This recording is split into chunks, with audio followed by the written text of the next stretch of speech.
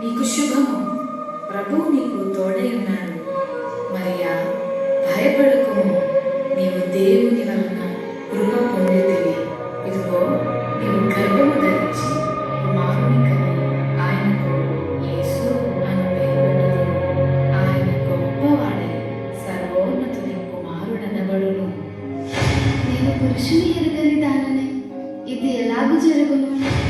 పరిశుద్ధాత్మ నీ మీదికి వచ్చును, సర్వోన్నతుని శక్తి నిన్ను కమ్ముకొను గనుక పుట్టబో శిశువు పరిశుద్ధుడై దేవుని కుమారుడనబడును. ప్రభు దాసురాలను, నీ మాట చెప్పున నాకు జరుగును గాక.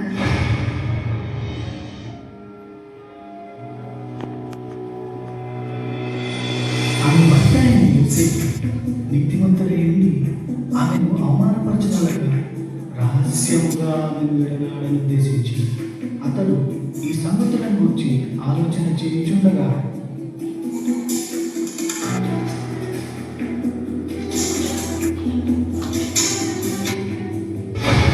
దావీదు కుమారుడైన యోసేపు, నీ భార్య అయిన మరియను చేర్చుకొనుటకు భయపడకుము. ఆమె గర్భము ధరించినది పరిశుద్ధాత్మ వలన కలిగినది.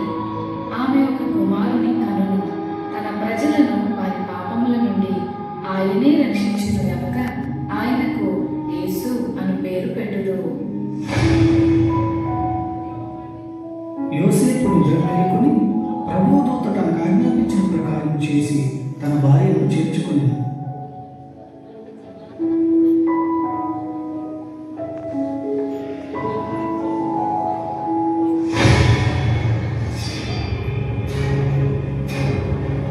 ఇందు మూలంగా 50 మంది ప్రజలకు తెలియజేయమనగా ప్రజా సంఖ్య రాయవలనని కైసర్ ఆగస్టు నిర్ణయించడం వలన ప్రజలంతా తమ తమ స్వగ్రామాలకు వెళ్ళి ప్రజా సంఖ్య రాయించుకోవాల్సిందిగా తెలియజేయమని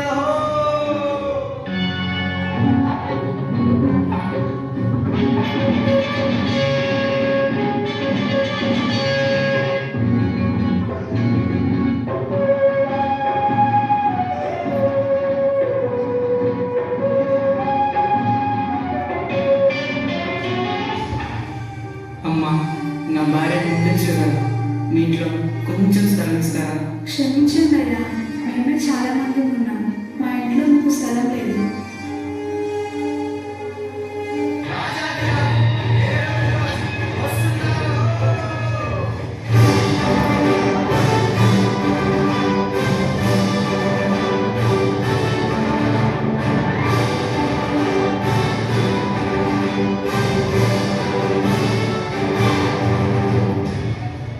రాజైన హేరోదు దినములలో యూదా దేశపు బెత్లెహేములో యేసు పుట్టిన పిమ్మట ఇదిగో తూర్పు దేశ జ్ఞానులు యెరూషలేముకు వచ్చి, యూదుల రాజుగా పుట్టినవాడు ఎక్కడ?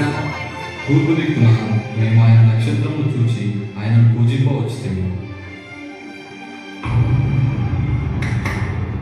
చిత్తం మహాప్రభు. క్రీస్తు ఎక్కడ పుట్టును?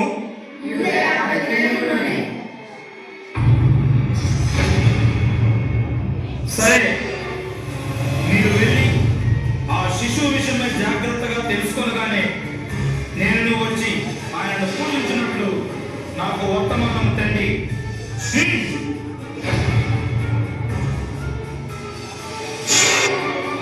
నేను ఓటమి ఎరుగని హేరోదు రాజును మరి ఒక రాజును పూజించడమా? అసంభవం.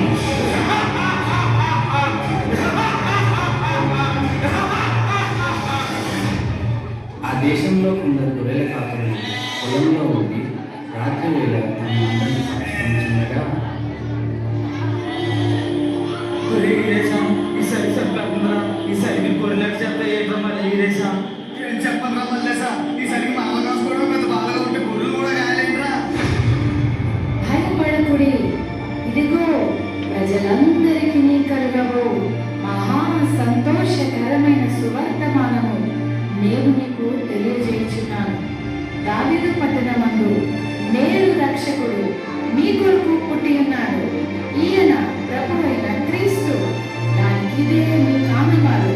ఒక శిష్యుడు పత్తి గుడ్డలతో చుట్టబడి ఒక తొట్టిలో పండుకొని ఉండుట మీరు చూచెదరు.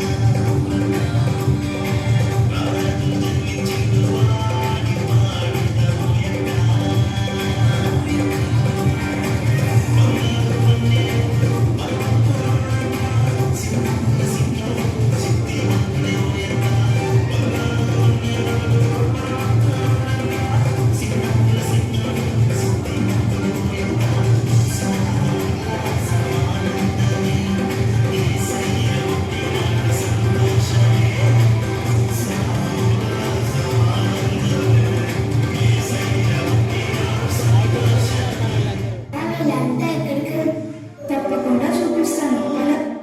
మరి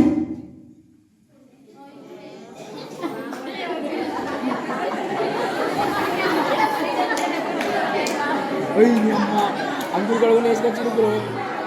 అంకుల్ కడితే బ్రో